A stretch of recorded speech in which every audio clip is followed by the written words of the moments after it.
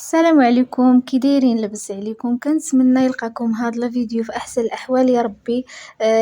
بما ان العيد قريب ان شاء الله وعلى الابواب، كنبغي نقول لكم عيد مبارك سعيد. كنتمنى يدخل علينا وعليكم بالصحه والسلامه يا ربي وطولة العمر ان شاء الله. في هذا الفيديو ان شاء الله غادي نحضر معكم واحد الغريبه كتجي رائعه وبمقادير قلال والنتيجه روعه. وبلا ما نطول عليكم ندوزو المقادير وطريقه التحضير.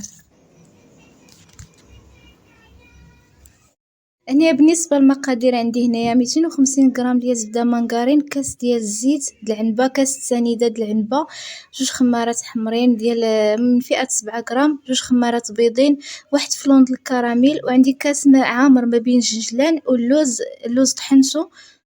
صافي هنا غادي نخدمو مزيان ديك الزبده مع السنيده، وراني ضفت واحد القبيصه ديال الملحه. هنا غادي نضيف الفاني، عندكم فاني ساشي ولا سائل اللي عندكم غديروه. صافي غنضيف داك الكاس ديال الزيت، غادي نخدم مزيان هاد العناصر.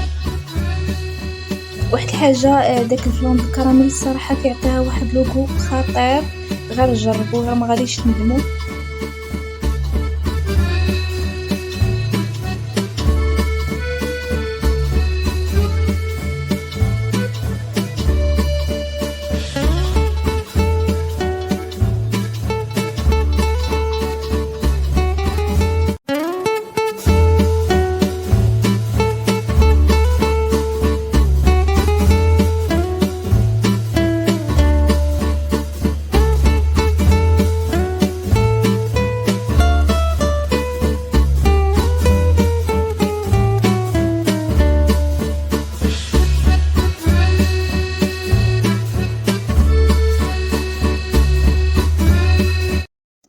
صافي هنا بالنسبه للعجين، عندي هنايا تقريبا كلات ليا شي نص كيلو ديال الدقيق الفورس ديال الحلوه من طبيعه الحال.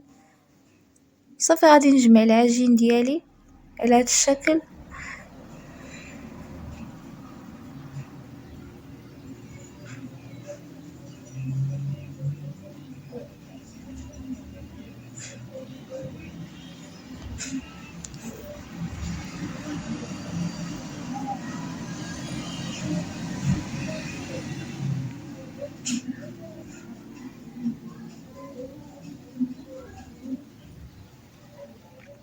بالنسبه للعجين، من الافضل ما تقصحوش العجين ديالكم، خليوها رطبه باش تجي الغريبه رطبه ما تجيش قاصحه.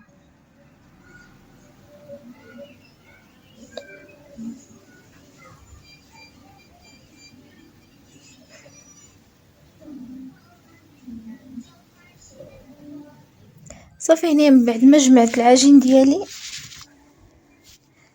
عندي هنايا سكر كلاصي سبيسيال، وعندي اللوز باش غادي نزينها من الفوق، عندي ابيض بيضه باش غادي نلصق داك اللوز. صافي ابقى ندير كرات.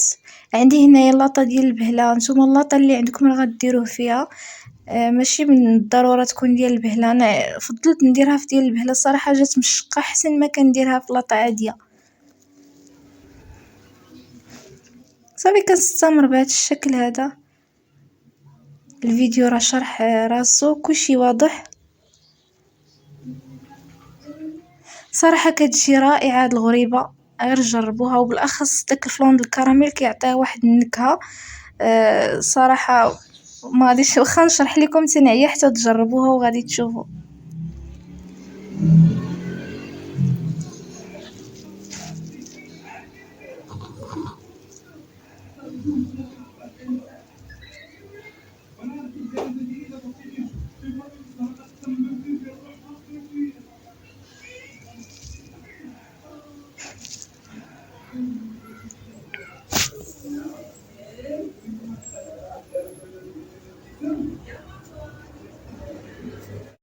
صافي هذا هو الشكل النهائي ديال هاد الغريبه ديالنا. بالنسبه للطياب راها بحال الطياب البهله، سخنت الفران، دخلتها من التحت حتى تشقات، رديتها من الفوق حتى تحمرات ليا من التحت، صافي وحيدتها. هذا هو الطياب ديالها.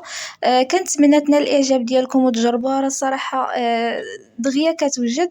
وشكرا لكم بزاف على المشاهده، وما تنساونيش تشتركوا عندي في القناه وفعلوا الجرس باش يوصلكم الجديد، وبارطاجيو مع الاحباب ديالكم.